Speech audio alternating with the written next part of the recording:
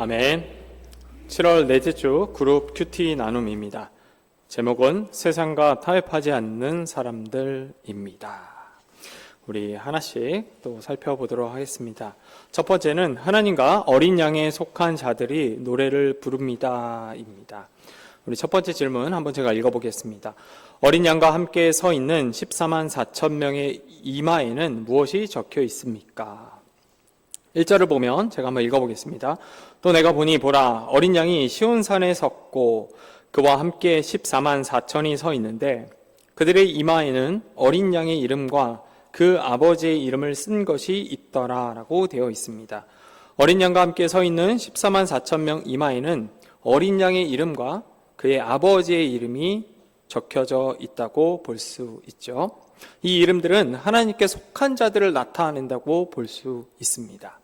계시록 7장을 보면 하나님은 재앙으로부터 자신들의 종을 보호하기 위해서 이마에 인, 여기에는 이제 표식이라고 되어 있죠. 같은 건데 이 표식을 찍어둡니다. 그런데 이와 유사하게 제가 어떤 단어를 썼냐면 유사라는 단어를 썼죠. 유사하게 계시록 13장을 보면 짐승을 따르는 사람들이 등장을 하고 그들의 이마와 오른손에도 표시, 우리가 어렸을 때부터 잘 들었던 그 표시 666 있잖아요. 666의 표시가 있었다고 합니다. 결국 이 말씀은 인류가 하나님의 이름을 가진 자와 짐승의 표를 받은 자로 나뉜다는 것을 보여주면서 동시에 우리로 하여금 너는 어디에 속해 있느냐라는 질문을 하고 있다고도 볼 수 있습니다. 666 표시하면은 한때 굉장히 많이 시끄러웠었죠.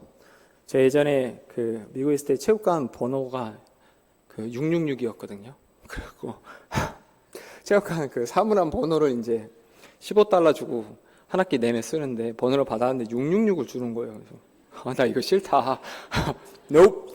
바꿔달라. 그때 영어가 안 돼갖고 체인지 막 이랬는데 제가 이제 성경책을 또 들고 있었어요. 그때 왜 들고 있었는지 기억이 안 나는데 앞에 있는 안내 데스크 그 친구가 크리스찬이었나 봐요. 이거 그냥 의미상 그런 거라고 그냥 쓰게끔 했습니다. 제가 제대로 알아들었는지 모르겠지만 요거 나올 때마다 제가 기억나요. 왜 내 사물함은 666이었지? 내가 마귀인가? 이런 생각이 아직도 기억이 납니다.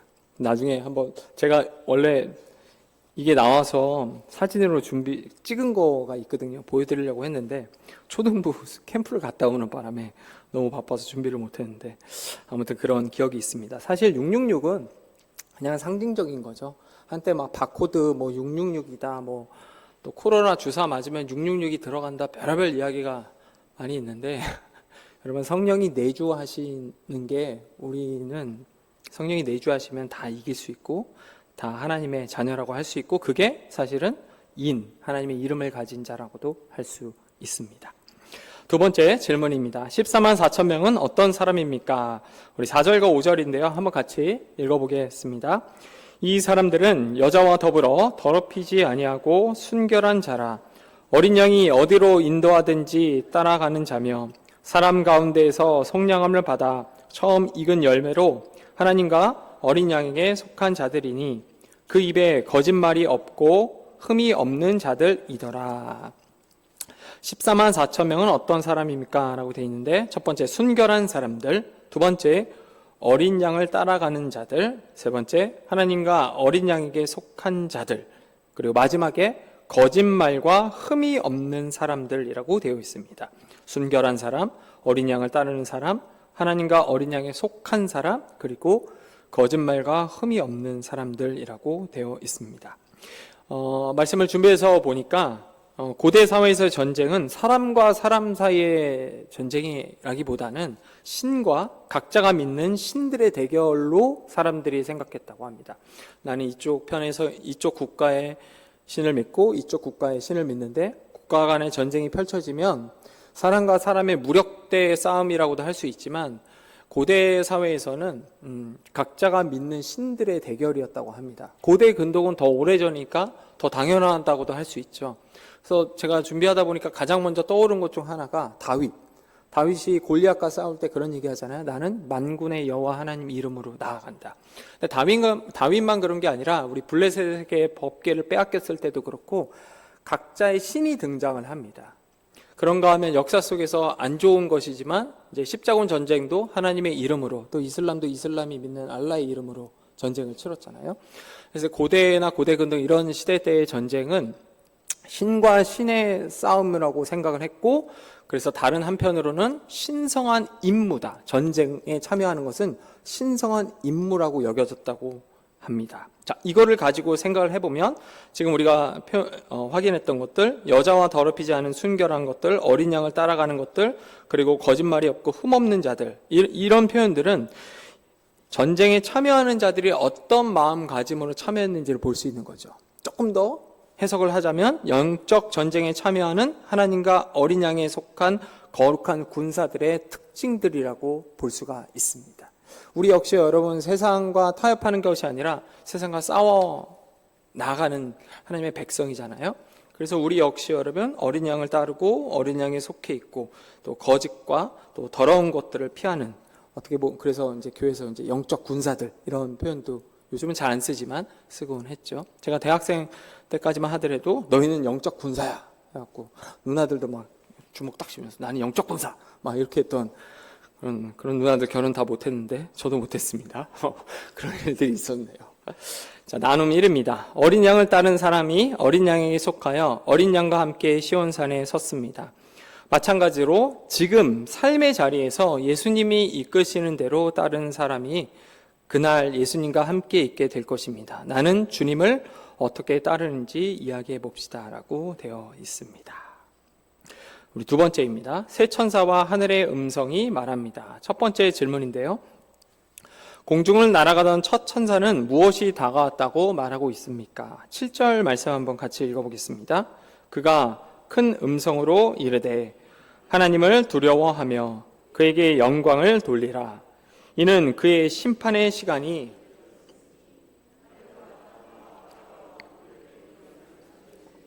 경배하더라. 공중을 날아가던 첫 번째 천사는 즉 하나님이죠. 하나님의 심판의 시간이 다가왔다고 말한다고 할 수 있습니다. 우리가 흔히 얘기하는 기쁜 소식이라고 하는 이 복음은 양면성을 지녔죠. 그래서 복음을 받아들이는 구원 얻는 우리에게는 지혜잖아요. 또 멸망을 피할 수 있는 것들. 하지만 심판의 시간이 다가왔을 때 복음을 받아들이지 않은 자들은 이 복음이 일종의 심판의 도구가 됩니다. 그래서 복음은 양면성을 가졌다고도 보통 얘기하죠.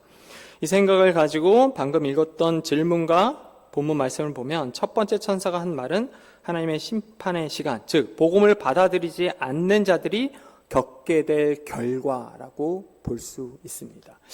제가 좀 특이한 부분이 하나가 있는데 여러분은 어떠신지 모르겠습니다. 근데 그 TV나 아니면 스포츠나 이런 거 볼 때 그 인간이 상식적으로 받아들일 수 있는 범위를 뛰어넘는 어떤 장면들, 운동선수라든가 아니면 또 아이들이 좋아하는 어떤 연예인들 이런 거를 보면은 희열을 느끼거든요. 노래를 굉장히 잘하는 사람들을 보면은 이렇게 전율이 느껴지면서 닭살이 이렇게 돋는다고 하죠. 이렇게 딱 느껴지는데 제가 그걸 볼 때마다 와 이러면서 한편으로는 살짝 눈물이 흐릅니다. 왜냐하면 제가 그게 어떻게 보이냐면 예수님하고 이렇게 오버랩이 되는 거예요.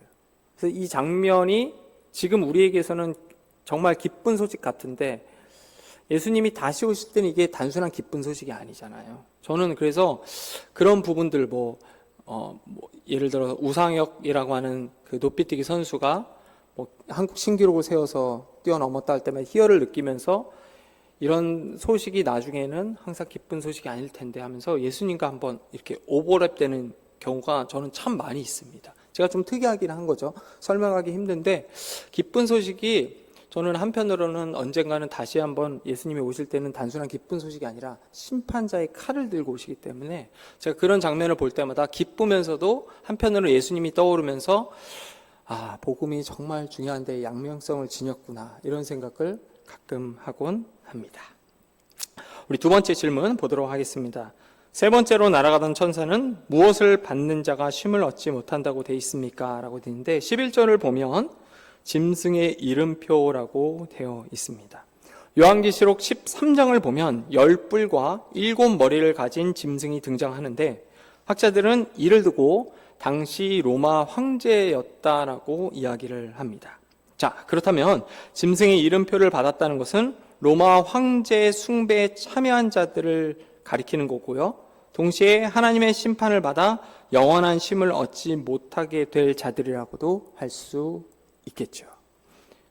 그래서 10뿔과 7머리를 가진 짐승의 이름표를 받았다는 것은 당시 상황, 또 동시에 오늘 살아가는 우리를 향해서도 세상과 타협을 할 것이냐, 또 정말 많이 하는 표현 중 하나인데 십자가를 자기 야망의 도구로 삼고 있는 건 아니냐, 이런 질문들을 하고 있다고도 할 수 있습니다.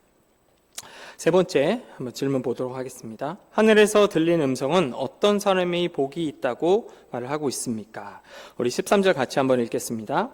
또 내가 들으니 하늘에서 음성이 나서 이르되 기록하라. 지금 이후로 주 안에서 죽는 자들은 복이 있도다 하시매 성령이 이르시되 그러하다. 그들이 수고를 그치고 쉬리니 이는 그들의 행한 일이 따름이라 하시더라.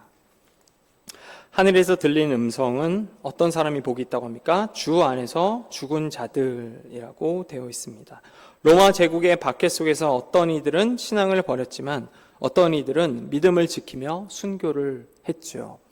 우리 순교와 관련해서는 우리나라의 교회들도 있지만 가장 많이 등장하는 예화 중 하나가 폴리캅이 아닌가 합니다. 아마 수도 없이 여러 번 듣지 않았나 해요. 폴리캅이 죽기 전에 그런 고백을 했잖아요. 나는 86년 동안 하나님을 섬겨왔는데 하나님은 나를 한 번도 부당하게 대한 적이 없습니다 하면서 사자의 밥이 됐다고 하는 이 이야기 수도 없이 많이 들어왔죠. 그냥 들을 때는 도전이 되지 않지만 내 상황 속에서 놓고 기도를 하는 마음으로 고민을 해보면 이게 쉽지 않은 거라고 알 수 있습니다. 전에 교회 사역을 할 때 그 고신교단에서 나온 고려교단이라고 있거든요. 지금은 다시 이제 통합이 됐는데 고려교단에서 신앙생활을 하셨던 집사님과 같이 신앙생활을 한 적이 있는데 이분은 정말 정도의 길을 딱 걷는 집사님이셨어요. 아이들이 오면 이렇게 앉아봐 해갖고 성경을 이렇게 딱 펼치신 다음에 여기 주님의 말씀 뭐라고 돼 있어요? 이렇게 다 하나씩 가리키는 거예요. 이렇게. 애들은 듣기 싫어하는데 이제 들어야죠. 뭐라고 했으니까 다 하시고. 근데 아들이 좀 말썽을 많이 일으켰거든요. 그래서 오토바이 타다가 앞바퀴 들다가 넘어지고 또 자동차 타고 가다가 자동차가 한번 뒤집어지고 되게 제가 볼 때는 힘들 것 같은데 그런 상황 속에서도 이제 기도하러 나오시면은 항상 말씀을 읽고 또 제가 담당했던 중고등학생 또 불러다가 앉아봐 하면서 이제 말씀을 읽으시고. 근데 제가 어떤 면에서는 그분이 참 도전이 되곤 했습니다. 그런 모습들이. 근데 한 가지 질문이 던져지는 것 중 하나가 그런 삶을 계속 사는 분이 목에 칼이 들어왔을 때도 그 선택을 할 수 있을까? 그런 질문이 조금 던져지곤 합니다. 사실 우리가 신앙을 지켜야 돼 하면서 정도의 길을 걷는 사람들 가운데 생각보다 신앙을 많이 포기한 사람들도 보게 됩니다. 그래서 우리 역시 존경하던 선배인데 하면서 흔들리는 모습을 보며 우리도 흔들리곤 하고 때로는 그런 모습을 보고 나 역시 신앙을 버리는 사람들도 등장하곤 하지요. 또 이 본문과 관련해서 신앙 앞에서 순교를 선택할 것인지 아니면 배신을 선택할 것인지 하는 부분들은 우리가 신앙생활하면서 평생 고민하고 씨름해야 할 부분이 아닌가 합니다. 예전에 사역을 할 때 이제 여름 사역이 다가오면 한 교회에서는 이제 필그림 하우스로 그 목회자하고 장로님들을 다 보낸 적이 있거든요. 근데 장로님들 되게 가기 싫어하시더라고요. 그래서 나는 거기가 산골이어서 싫어 이렇게 하는데 장로님 한 분이 예전에 질문을 하셨어요. 필그림 하우스 가갖고 뭐 하면 좋을까? 그래서 그때 요 신앙과 관련된 책을 제가 추천해 드린 적이 있습니다. 제가 책을 추천하니까 놀라시더라고요. 자네가 책을 추천해? 그래서 내가 어떤 힘이시길래 책을 했는데 사실 이 여름에 신앙과 관련된 책을 제가 추천해 달라고 하면 꼭 추천해 주는 책이 2권이 있습니다. 하나가 엔도 슈샤크의 침묵이라는 책이고요. 엔도 슈샤크의 침묵은 그 일본을 전제로 해서 선교사들이 들어가서 예수님의 그림을 밟을 것인가 말 것인가. 또 우리나라 최초로 노벨 문학상 후보에 올랐던 김은국의 순교자라는 책이 있죠. 아시죠? 다 이렇게. 네, 몰라도 아시는 척 하시면 좋아요. 이렇게 순교자라는 책이 있습니다. 그래서 목회자들이 한 마리는 목회자에 잡혀 들어가고 이제 풀려나잖아요. 두 명이. 근데 이렇게 배신을 했다고 해서 하는 건데, 먼저 이제 앤더 슈샤크의 침묵이라는 책은 그 아주 유명한 영국 배우 리암 닐슨이 이제 등장해갖고 영화로도 만들어져 있습니다. 여러분, 주인공이 그림을 밟았을까요? 안 밟았을까요? 예수님의 그림을 밟으면 살려주겠다. 안 밟으면 죽겠다 했을 때 밟았을까요? 안 밟았을까요? 휴가 때 보시면 됩니다. 네, 휴가 때 보세요. 제가 정답을 알려드리면 안 되죠. 이거를 장로님 한 분이 읽고 저한테 그러시더라고요. 손을 붙잡으면서 너무 좋았다고. 근데 거기서 딱 끝나셨어야 되는데 한 마디 더 하시더라고요. 너무 두꺼워. 근데 그렇게 두껍지 않거든요. 이 정도였는데 사실 저도 한 2번에 걸쳐서 봐갖고 한 말을 못했지만 참 좋습니다. 이렇게 내가 신앙의 박해 앞에서 나는 어떤 선택을 하게 될 것인가, 하나님은 내가 어떤 선택을 했을 때 어떻게 나를 받아들일 건가, 이런 많은 질문들을 생각하게 하고 또 도전받는 그런 책이고요. 책이 좀 그러시면 영화로 보시면 될 것 같습니다. 참고로 영화 되게 지루합니다. 네. 나눔 2 한번 보도록 하겠습니다. 하나님의 심판이 바벨론과 짐승의 표를 받은 사람에게 미친다고 예언되었습니다. 요한은 당시의 바벨론은 로마 제국을, 짐승의 표를 받은 자들은 로마 제국의 힘에 굴복하는 사람들을 의미했습니다.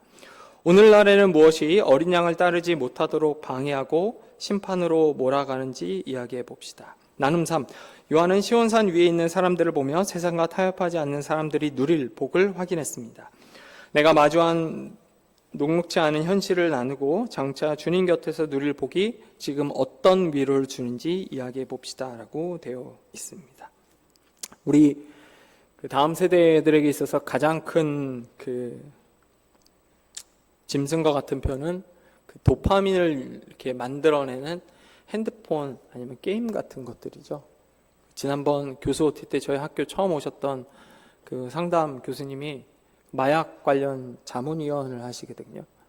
그래서 제가 갖고 있는 생각도 그렇고 해서 물어봤더니만 그거 맞는 얘기라고 이렇게 얘기하셨는데, 제가 우리 교회를 생각해서 혹시 세미나 해줄 수 있나요? 하니까 무조건 가능한데 대상은 중고등학교는 빼야 됩니다. 이렇게 얘기를 하시는 거예요.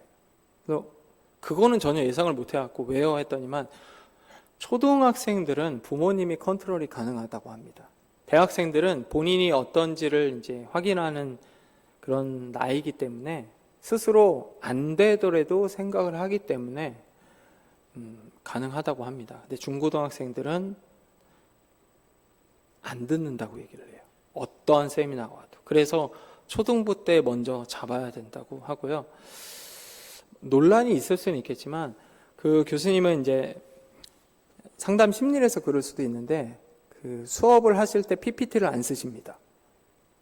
그리고 학생들 조를 만들어줘서 과제를 내주는, 밥을 먹는 과제를 내주는데 햄버거나 이런 건 안 되고요.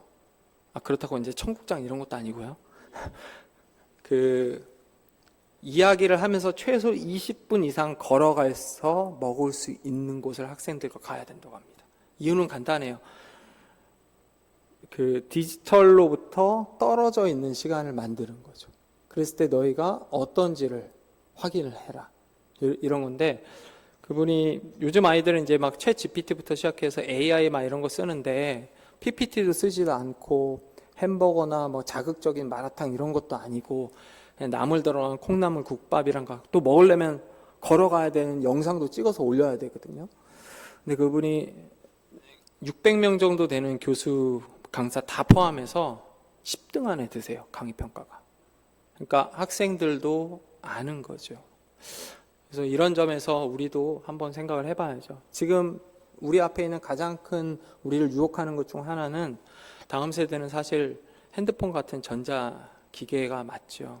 보통 제가 학교 다닐 때만 하더라도 그런 얘기를 해도 절제가 됐습니다. 그래서 사순절 기간 때는 뭐 핸드폰 금식, 뭐 컴퓨터 금식. 근데 지금은 안 되지요. 근데 안 됐을 때 그게 어떻게 흘러갈까? 이런 부분들. 또 만약에 핸드폰을 사용을 한다면 내가 어떻게 타협하지 않고 신앙을 지키면서 걸어갈 수 있을까? 이런 부분들이 우리 앞에 놓여 있는 숙제가 아닌가 합니다. 오늘 본문은 우리에게 두 가지를 말하고 있었습니다. 첫 번째로 우리가 누구에게 속한 자인가? 두 번째로는 하나님께 속한 자는 복되도다라는 것을 말하고 있다고 할 수 있습니다. 여러분, 한 주가 다시 시작되었습니다. 하나님의 인을 받은 자로서, 세상과 구별된 자로서 믿음을 지키며 승리하기를 주님의 이름으로 소망합니다.